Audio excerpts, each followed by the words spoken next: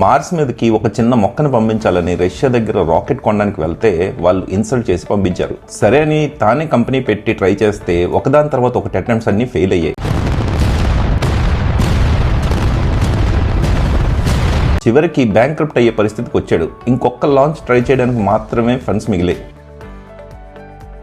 Cut చేస్తే ఈ రోజు అప్పుడు ఇన్సల్ట్ చేసిన రష్యా ఇప్పుడు దొంగతనంగా అతని కంపెనీ ఇంటర్నెట్ ని వాడుతుంది. 0 దాకా వెళ్లిన బ్యాంక్ బ్యాలెన్స్ ఇప్పుడు 1 పక్కన 12 సున్నాలు పెట్టే లెవెల్ కి వెళ్ళింది. ఒక ప్రైవేట్ కంపెనీ అయిన space X America, Japan, China, Russia లాంటి దేశాల స్పేస్ ఆర్గనైజేషన్స్ కన్నా అడ్వాన్స్ టెక్నాలజీ ఇచ్చే లెవెల్ కి వెళ్ళింది.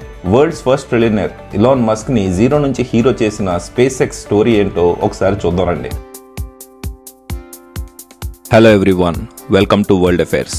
I am Sampath. కంటెంట్ నచ్చితే ప్లీజ్ లైక్ అండ్ సబ్స్క్రైబ్. ఈ వీడియోలో Elon Musk space X professional journey మాత్రమే డిస్కస్ చేద్దాం. అతని పొలిటికల్ ఫిలాసఫీ, అతని పర్సనల్ ఐడియాలజీ ఇంకో వీడియోలో వేరుగా మాట్లాడుకుందాం. ఎలాన్ మస్క్ ట్రిలియనర్ అయ్యాడంటే అది టెస్లా షేర్స్, ట్విట్టర్ వల్ల కాదు. Real game changer space X. ఈ స్పేస్ లోకి రాకెట్లు పంపించే కంపెనీ స్పేస్ ఇండస్ట్రీని మాత్రమే కాదు, ఎలాన్ మస్క్ నెట్వర్త్ ను కూడా కంప్లీట్ గా వేరే లెవెల్ కి తీసుకెళ్లింది. ట్రిలియనర్ అంటే ఎలాన్ మస్క్ దగ్గర బ్యాంక్ లో $1 ట్రిలియన్ ఉన్నాయని కాదు. ఆయన వెల్త్ లో major part space X, Tesla shares. ఈ కంపెనీస్ ఏవి వాటి ప్రస్తుత వాల్యుయేషన్ లెవెల్లో రిటర్న్స్ ఇవ్వట్లేదు. అయితే వాటి ఫ్యూచర్ పొటెన్షియల్ చూసి ఇన్వెస్టర్స్ భారీగా ఇన్వెస్ట్ చేస్తున్నారు. రేపు కంపెనీస్ లో ఏదైనా వాటి పొటెన్షియల్ ని రీచ్ అవ్వకపోతే ఎలాన్ మస్క్ నెట్వర్త్ కూడా ఒక్కసారిగా పడిపోయే ఛాన్స్ ఉంది. ఒక్క స్పేస్ ఎక్స్ మాత్రమే మార్కెట్ లో $2 ట్రిలియన్ నెట్వర్త్ వాల్యుయేషన్ ఉంది. అసలు ఈ కంపెనీకి ఇంత వాల్యూ ఎందుకు? ఎలాన్ జర్నీ రాకెట్స్ తో స్టార్ట్ అవ్వలేదు. అతను ఒక సాఫ్ట్వేర్ డెవలపర్. 12 ఏళ్ల వయసులోనే బ్లాస్టర్ అనే ఒక సాఫ్ట్వేర్ వీడియో గేమ్ తయారు చేసి అది $500 అమ్మేశాడు. తర్వాత Zip2 అని, X.com అని ఫైనాన్షియల్ సర్వీసెస్ సాఫ్ట్వేర్ ని రాశాడు. 2002లో ఈబే, పేపాల్ ని టేక్ ఓవర్ చేసినప్పుడు ఎలాన్ మస్క్ కి తన వాటాగా $165 మిలియన్ వచ్చాయి. చాలా మందికి ఇది రిటైర్మెంట్ కి సరిపోయే అమౌంట్. అయితే ఎలాన్ మస్క్ దీన్ని సేఫ్ ఇన్వెస్ట్మెంట్ చేసుకోకుండా తనకున్న చిన్నప్పటి డ్రీమ్ మీద ఇన్వెస్ట్ చేశాడు. మస్క్ డ్రీమ్ ఏంటంటే మనుషులు మార్స్ మీద కూడా పర్మనెంట్ గా నివసించేలాగా కాలనీస్ కట్టాలని. ఇలా మార్స్ మీద కాలనీస్ కట్టడానికి ఏం కావాలా అని ఆలోచించి ఒక లిస్ట్ రాసుకున్నాడు. మార్స్ మీద భూమి మీద ఉన్నట్టు ఓపెన్ గా తిరగలం, అండర్ గ్రౌండ్ లోనే బతకాలి. కాలనీస్ బిల్డ్ చేయడం, కన్స్ట్రక్షన్ చేయడం లాంటి పనులన్నీ రోబోట్స్ చేత చేయించాలి. కన్స్ట్రక్షన్ మొత్తం ఆటోమేటిక్ గా జరగడానికి రోబోట్ టెక్నాలజీ, వాటికి ఎనర్జీ ఇవ్వడానికి సోలార్ టెక్నాలజీ, ఇవన్నీ కమ్యూనికేట్ చేసుకునేలాగే వైర్లెస్ ఇంటర్నెట్ టెక్నాలజీ, ట్రాన్స్పోర్ట్ కోసం ఎలక్ట్రిక్ కార్స్, అలాగే self driving technology, underground colonies కట్టడానికి డ్రిల్లింగ్ టెక్నాలజీ, ఇలా ఒక పెద్ద లిస్ట్ రాసుకున్నాడు. అయితే ఇవన్నీ అచీవ్ చేయాలంటే ప్రస్తుతం మనకున్న టెక్నాలజీతో చేయడం చాలా కష్టం. అందుకే ఈ టెక్నాలజీస్ బిల్డ్ చేసే ఒక్కొక్క స్టార్ట్అప్ కంపెనీని తానే అక్వైర్ చేయడం మొదలెట్టాడు. ముందుగా తన దగ్గర ఉన్న $165 మిలియన్ తో ఎలక్ట్రిక్ కార్ స్టార్ట్అప్ అయిన టెస్లాని కొన్నాడు. సోలార్ ఎనర్జీని అడ్వాన్స్ చేసే సోలార్ సిటీ అన్న కొత్త కంపెనీని పెట్టాడు. ఇంకా మార్స్ మీదకి మనిషి వెళ్లాలంటే అన్నిటికన్నా ఇంపార్టెంట్ స్పేస్ టెక్నాలజీ. దీనికోసం స్పేస్ ఎక్స్ ని స్టార్ట్ చేద్దాం అనుకున్నాడు. స్పేస్ ఎక్స్ ఆరిజిన్ స్టోరీలో most interesting part Russia. Musk first plan చేసుకున్న మార్స్ మిషన్ పేరు మార్స్ ఒయాసిస్. ఈ మిషన్ ద్వారా మార్స్ మీద ఒక గ్రీన్ హౌస్ బిల్డ్ చేసి అందులో ఒక చిన్న మొక్క పెంచాలన్నది కాన్సెప్ట్. ఈ మిషన్ పర్పస్ కేవలం సైంటిఫిక్ మాత్రమే కాదు, ప్రజల్లో స్పేస్ గురించి మళ్ళీ ఎక్సైట్మెంట్ తీసుకురావాలని, వేరే ప్లానెట్స్ మీద లైఫ్ కూడా పాసిబుల్ అని ప్రూవ్ చేయాలని. ఈ మిషన్ కోసం మార్స్ మీదకి రాకెట్స్ పంపించాలంటే రాకెట్స్ ఎవరి దగ్గర కొనుక్కోవాలి. అందుకే రష్యాని అప్రోచ్ అయ్యాడు. కానీ రష్యాలో డీల్ సెట్ అవ్వలేదు. రేటు బాగా ఎక్కువ చెప్పారు. నువ్వు మార్స్ మీదకి రాకెట్లు పంపిస్తావా అని ఇన్సల్టింగ్ గా మాట్లాడారు. మనం జనరల్ గా రాకెట్స్, శాటిలైట్స్ అన్ని ఒకటే అనుకుంటాం. కానీ ప్రతి రాకెట్ పైన ఒక పేలోడ్ ఉంటది. అందులోని ఈ శాటిలైట్స్ ని, ల్యాండర్స్ ని అమరుస్తారు. ఇవి యాక్చువల్ గా స్పేస్ లోకి వెళ్ళాక పనిచేస్తాయి. కింద ఉన్న మెజారిటీ ఆఫ్ రాకెట్ పార్ట్ వీటిని జస్ట్ స్పేస్ లో పుష్ చేసి ఆర్బిట్ లో పెట్టడానికి మాత్రమే పనికొస్తాయి. అయితే స్పేస్ టెక్నాలజీలో మోస్ట్ ఎక్స్పెన్సివ్ పార్ట్ ఈ రాకెట్ బూస్టర్స్.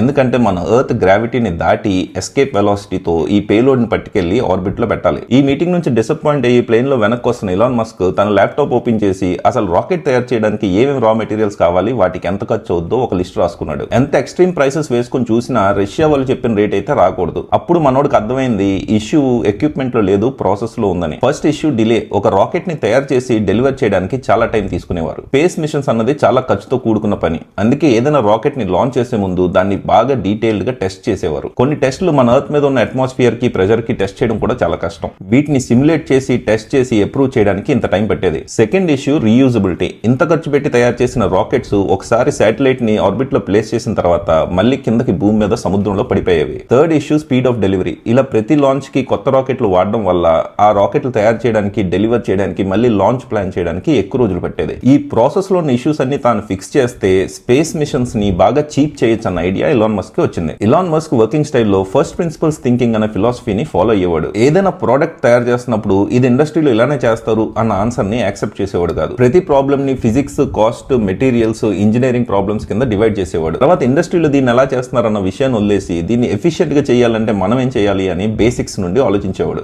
రాకెట్స్ ని ఫాస్ట్ గా డెలివర్ చేయడానికి ఒక రిస్కీ అప్రోచ్ ని తీసుకున్నాడు. ఇందాక చెప్పినట్టు రాకెట్ డెలివరీ కోసం టెస్టింగ్ లో నెలలు తీసుకోకుండా ఫెయిల్ అయినా పర్వాలేదు, అసలు అది ఎందుకు ఫెయిల్ అయిందో డేటా రికార్డ్ చేస్తే చాలు అన్న అప్రోచ్ ని అడాప్ట్ చేసుకున్నారు. అలాగే లాంచ్ తర్వాత రాకెట్ ని సముద్రంలో పడిపోయేలా కాకుండా కంట్రోల్ చేసి ఎలా ల్యాండ్ చేసి రీయూజ్ చేయగలిగితే ఈ లాంచెస్ కి అయ్యే ఖర్చు బాగా తగ్గుతుందని, లాంచ్ కి మధ్యన ఉన్న టైం డిఫరెన్స్ కూడా బాగా తగ్గించొచ్చని ఆలోచించాడు. ఇలా కొన్ని out of the box radical thoughts తో 2002లో ఒక చిన్న వేర్ హౌస్ లో స్పేస్ ఎక్స్ అనే కంపెనీని స్టార్ట్ చేశాడు. Goal simple but crazy. Rockets ని చీప్ గా, ఫాస్ట్ గా, రీయూజబుల్ గా బిల్డ్ చేయాలి. స్పేస్ ఎక్స్ రాకెట్స్ లో వాడే మాక్సిమం పార్ట్స్ ని ఇన్ హౌస్ బిల్డ్ చేయడం స్టార్ట్ చేశారు. దీన్ని ఒక హార్డ్వేర్ తయారు చేసే కంపెనీ లా కాకుండా ఒక సాఫ్ట్వేర్ కంపెనీ లాగా స్ట్రిక్ట్ టైమ్ లైన్స్ పెట్టి కంటిన్యూస్ గా మానిటర్ చేసేవాడు. అయితే కంపెనీ పెట్టగానే ఎలాన్ మస్క్ కి సక్సెస్ రాలేదు. స్పేస్ ఎక్స్ ట్రై చేసిన ఫస్ట్ లాంచ్ ఫెయిల్ అయింది, సెకండ్ లాంచ్ ఫెయిల్ అయింది, థర్డ్ లాంచ్ కూడా ఫెయిల్ అయింది. ఈ 3 లాంచ్లు అయ్యేసరికి ఎలాన్ మస్క్ దగ్గర ఉన్న 165 మిలియన్ లో 100 మిలియన్స్ ఖర్చు అయిపోయి 2008 వచ్చేసరికి తను $55 మిలియన్ పెట్టి ఇన్వెస్ట్ చేసిన మరో ఇన్వెస్ట్మెంట్ అయిన టెస్లా ఫస్ట్ మోడల్ అయిన రోడ్ స్టర్ కూడా టెక్నికల్ ఇష్యూస్ వల్ల లాసెస్ లోకి వెళ్ళడం స్టార్ట్ అయింది. తన దగ్గర ఉన్న రిమైనింగ్ క్యాపిటల్ అంతా రిస్క్ చేస్తూ ఫోర్త్ లాంచ్ ని ప్లాన్ చేసింది స్పేస్ ఎక్స్. ఒకవేళ ఈ అటెంప్ట్ కూడా ఫెయిల్ అయి ఉంటే ఎలాన్ మస్క్ బ్యాంక్రప్ట్ అయ్యి తన కంపెనీలన్నీ మూసిపోయి ఉండేవి. అయితే ఈ ఫోర్త్ ఫాల్కన్ లాంచ్ సెప్టెంబర్ 2008లో సక్సెస్ఫుల్ గా ఆర్బిట్ ని చేరింది. ఒక ప్రైవేట్ కంపెనీ లాంచ్ చేసిన liquid based fuel rocket orbit కి చేరడం ఇదే ఫస్ట్ టైం. ఎలాన్ మస్క్ జీవితంలోని స్పేస్ ఎక్స్ చరిత్రలోని ఇదొక టర్నింగ్ పాయింట్. దీని వల్ల స్పేస్ ఎక్స్ కంపెనీ సర్వైవ్ అవడమే కాదు, నాసా దృష్టిలో కూడా పడింది. స్పేస్ ఎక్స్ సక్సెస్ లో నాసాది ఒక huge role. NASA cards program ద్వారా స్పేస్ ఎక్స్ కి timeline based milestone project ఒకటి అసైన్ చేసింది. ఇలా చిన్న చిన్న మిషన్స్ అన్ని సక్సెస్ఫుల్ గా చేయడంతో నాసా ఇంప్రెస్ అయ్యి స్పేస్ ఎక్స్ కి ఇంటర్నేషనల్ స్పేస్ స్టేషన్ మీద కార్గోని పంపించే కాంట్రాక్ట్స్ కూడా ఇచ్చింది. దీని వాల్యూ $1.6 బిలియన్. అయితే ఈ ప్రాజెక్ట్స్ అన్ని నాసా ఏదో లాబింగ్ వల్ల స్పేస్ ఎక్స్ ని కాపాడదామని ఇవ్వలేదు. నాసా ఇంటర్నేషనల్ స్పేస్ స్టేషన్ కి కార్గో పంపించే ప్రోగ్రామ్ ని రిటైర్ చేసిన తర్వాత చీప్ గా కార్గో పంపించడానికి ఒక కంపెనీ కావాలి. ఈ కార్గోల్ని వేరే దేశాలు ఇంటర్నేషనల్ స్పేస్ స్టేషన్ పంపించే కాస్ట్ కన్నా స్పేస్ ఎక్స్ చాలా తక్కువ ధరకే కోట్ చేసేది. మరి నాసా లాంటి ఇంత చరిత్ర ఉన్న ఆర్గనైజేషన్ కన్నా స్పేస్ ఎక్స్ చీప్ గా కార్గో ఎలా చేయగలిగింది? ఇక్కడ ప్రైమరీ పాయింట్ ఏంటంటే నాసా అన్నది ఒక గవర్నమెంట్ ఆర్గనైజేషన్. ఇక్కడ ఏదైనా మిషన్ జరగాలంటే దానికి బోల్డ్ అంత ఫండింగ్, లాబియింగ్, అప్రూవల్స్ అవసరం ఉంటాయి. అదే స్పేస్ ఎక్స్ లో ఏదైనా రిస్కీ మిషన్ ట్రై చేయాలంటే ఎలాన్ మస్క్ అనుకుంటే సరిపోద్ది. ఏదైనా ఒక మిషన్ పంపించే ముందు కంప్లీట్ గా టెస్ట్ చేసి ఫస్ట్ టైమే సక్సెస్ అవ్వాలన్నది నాసా పాలసీ. ఫెయిల్ అయినా పర్వాలేదు కానీ టెక్నాలజీని ఫాస్ట్ గా బిల్డ్ చేయాలన్నది space X policy. Space X ఎలా పనిచేస్తుందని నాసా ఒక ఇంటర్నెట్ ఆడిట్ చేస్తే ఒక కేజీ కార్గోని లోవర్ ఆర్బిట్ పంపించడానికి నాసాకి $55,000 ఖర్చు అయితే స్పేస్ ఎక్స్ అది $2,000లోనే చేసేది. ఇలా తక్కువ కాస్ట్ లో చేయడానికి స్పేస్ ఎక్స్ చేసిన major improvement reusable rockets. Rocket launch చేసిన తర్వాత ఫస్ట్ స్టేజ్ సెపరేషన్ తర్వాత రాకెట్ బూస్టర్స్ మళ్ళీ వెనక్కి పడుతున్నప్పుడు వాటికి ఇంజిన్ రీలైట్ టెక్నాలజీ అని ఒకటి యాడ్ చేశారు. ఇలా కింద పడుతున్న రాకెట్ లో ఇంజిన్ మళ్ళీ వెలిగి దాన్ని కంట్రోల్ చేస్తుంది. ఇది మళ్ళీ సేఫ్ గా ల్యాండ్ అవడానికి దీనికి గ్రిడ్ ఫిన్స్ ని, ల్యాండింగ్ లెగ్స్ ని కూడా యాడ్ చేశారు. ఒక 4-5 అన్సక్సెస్ఫుల్ మిషన్స్ తర్వాత 2015లో ఫాల్కన్ 9 రాకెట్ బూస్టర్స్ ని సక్సెస్ఫుల్ గా ల్యాండ్ చేయగలిగింది. మొదట్లో ఈ ల్యాండింగ్స్ అన్ని సముద్రం మీద ఒక ప్లాట్ఫామ్ మీద చేసేవారు. తర్వాత మెల్లగా ఈ టెక్నాలజీలు ఇంప్రూవ్మెంట్ చేసి ఇప్పుడు మళ్ళీ డైరెక్ట్ గా ఎక్కడి నుంచి లాంచ్ అయిందో అదే లాంచ్ ప్యాడ్ కి వచ్చి ల్యాండ్ అయ్యేలా ప్లాన్ చేస్తున్నారు. ఇలా లాంచ్ అయిన తర్వాత రాకెట్ బూస్టర్ ని మళ్ళీ కంట్రోల్ చేసి ల్యాండ్ చేసి రీయూజ్ చేయడం అన్న టెక్నాలజీని స్పేస్ ఎక్స్ ఇంట్రడ్యూస్ చేసింది. దీంతో కాస్ట్ తగ్గడమే కాకుండా లాంచ్ ఫ్రీక్వెన్సీ కూడా చాలా పెరిగింది. ప్రతిసారి లాంచ్ కి కొత్త రాకెట్లు తయారు చేసిన అవసరం ఉండేది కాదు.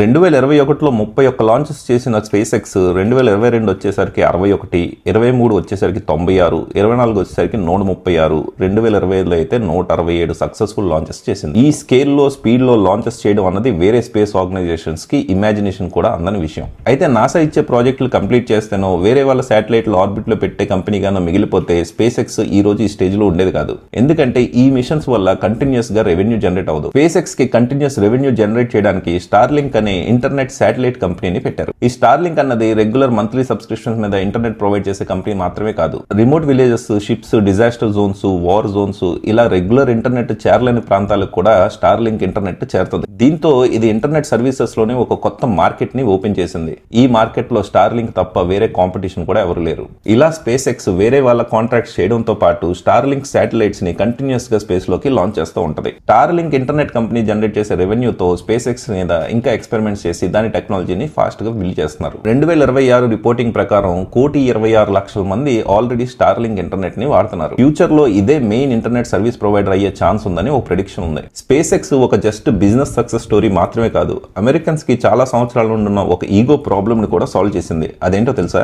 ఇంటర్నేషనల్ స్పేస్ స్టేషన్స్ కి ఏదైనా మెయింటెనెన్స్ చేయాలన్నా లేదా అక్కడ ఉన్న ఆస్ట్రోనాట్స్ కి భూమి మీద తీసుకొచ్చి వేరే వాళ్ళని పంపించాలన్నా కంటిన్యూస్ గా హ్యూమన్ స్పేస్ మిషన్స్ చేయాల్సి ఉంటది. అయితే 1986లో జరిగిన ఛాలెంజర్ డిజాస్టర్, ఆ తర్వాత 2003లో కల్పనా చావ్లా వెళ్లిన కొలంబియా డిజాస్టర్ తర్వాత అమెరికాకి హ్యూమన్ స్పేస్ షటిల్స్ మీద కాన్ఫిడెన్స్ బాగా తగ్గింది. ఇలా స్పేస్ లోకి మిషన్స్ కోసం మనుషులను పంపించి వాళ్ళని చంపేయడం కరెక్ట్ కాదని అమెరికాలో బాగా అపోజిషన్ వచ్చింది. దీంతో 2011లో నాసా హ్యూమన్స్ ని అమెరికన్ సాయిల్ నుండి పంపించే మిషన్స్ ని కంప్లీట్ గా రిటైర్ చేసింది. అప్పటి నుంచి అమెరికన్ ఆస్ట్రోనాట్స్ ఎప్పుడైనా స్పేస్ లోకి గానీ ఇంటర్నేషనల్ స్పేస్ స్టేషన్ గానీ వెళ్లాలంటే వాళ్ళ రైవల్ అయిన రష్యా స్పేస్ క్రాఫ్ట్స్ ని వాడుకునేవారు. రష్యా పంపించే మిషన్స్ లో కొన్ని సీట్లకి డబ్బులు కట్టి టికెట్లు కొనుక్కునేవారు. ఇది అమెరికా లాంటి టెక్నాలజికల్లీ అడ్వాన్స్ సూపర్ పవర్ కి ఒక ఇన్సల్ట్. అయితే 2020లో నాసా ఆస్ట్రోనాట్స్ ని క్రూ డ్రాగన్ అనే షటిల్ తో స్పేస్ ఎక్స్ మళ్ళీ ఫ్లోరిడా నుంచి లాంచ్ చేసింది. చాలా సంవత్సరాల తర్వాత ఫస్ట్ టైం మళ్ళీ అమెరికన్ సాయిల్ నుంచి నాసా ఆస్ట్రోనాట్స్ స్పేస్ లోకి వెళ్ళగలిగారు. ఈ మిషన్ ఏదైనా కారణం వల్ల ఫెయిల్ అయ్యి ఉంటే అది అమెరికన్స్ కి మళ్ళీ పెద్ద ఇన్సల్ట్. అయితే ఈ ఆస్ట్రోనాట్స్ ని మళ్ళీ భూమి మీద తీసుకురావడం is not just a priority, is the only priority అని ఎలాన్ మస్క్ చెప్పాడు. అవసరమైతే మొత్తం మిషన్ ని అబార్ట్ చేసినా సరే ఈ ఆస్ట్రోనాట్స్ ని ఎజెక్ట్ చేసేలాగా ఇందులో టెక్నాలజీస్ ని బిల్డ్ చేశాడు. దీంతో ఎలాన్ మస్క్ ఒక సక్సెస్ఫుల్ బిజినెస్ మ్యాన్ కాకుండా అమెరికాకి ఒక హీరో కింద మారాడు. స్పేస్ ఎక్స్ నాసా ఇగ్నోర్ చేయలేని ఒక బిగ్ పార్ట్నర్ కింద మారింది. దీంతో నాసా నుండి స్పేస్ ఎక్స్ వచ్చే బడ్జెట్ కూడా అమాంతం పెరిగింది. స్పేస్ ఎక్స్ కున్న next big mission Starship. Elon Musk ultimate goal అయిన మార్స్ సెటిల్మెంట్. ఈ స్టార్ షిప్ ని ఫుల్లీ రీయూజబుల్ మెగా రాకెట్ గా బిల్డ్ చేస్తున్నారు. 50 సంవత్సరాల తర్వాత మళ్ళీ మనిషిని మూన్ మీద పంపించే నాసా ప్రెస్టీజియస్ అర్థమిస్ ప్రాజెక్ట్ ను కూడా స్పేస్ ఎక్స్ హ్యాండిల్ చేస్తుంది. అయితే ప్రస్తుతానికి మార్స్ మీద పంపించే star ship still work in progress. America, China, Russia లాంటి దేశాలు ఏదైనా స్పేస్ షిప్ తయారు చేసినా లేదా ఒక యుద్ధ విమానం తయారు చేసినా వాళ్ళ దగ్గర చాలా బడ్జెట్స్ ఉంటాయి, మనం వాళ్ళగా ఎక్కడ చేస్తాం అనే మైండ్ సెట్ ఉండే దేశాలకి స్పేస్ ఎక్స్ సక్సెస్ ఒక వేకప్ కాల్. టెక్నాలజికల్ అడ్వాన్స్మెంట్స్ చేయడానికి బడ్జెట్స్ మాత్రమే అక్కర్లేదు. Strong motivation, risk taking ability, budget వల్ల వచ్చే ప్రాబ్లమ్స్ కి స్మార్ట్ ఇంజనీరింగ్ సొల్యూషన్స్ చేయగలిగితే చాలు. దీనికి తోడు అన్నిటికన్నా మోస్ట్ ఇంపార్టెంట్ ఒక అన్అచీవబుల్ ఇంపాసిబుల్ గోల్ పెట్టుకోవాలి. ఎలాన్ మస్క్ ఎలా అయినా మార్స్ ని గెలవాలనుకున్నాడు. అంత ఇంపాసిబుల్ గోల్ పెట్టుకున్నాడు కాబట్టి కనీసం ప్రస్తుతానికి భూమిని గెలవగలిగాడు. ఇలాంటి ఇంట్రెస్టింగ్ టాపిక్స్ నచ్చితే సబ్స్క్రైబ్ టు ద ఛానల్.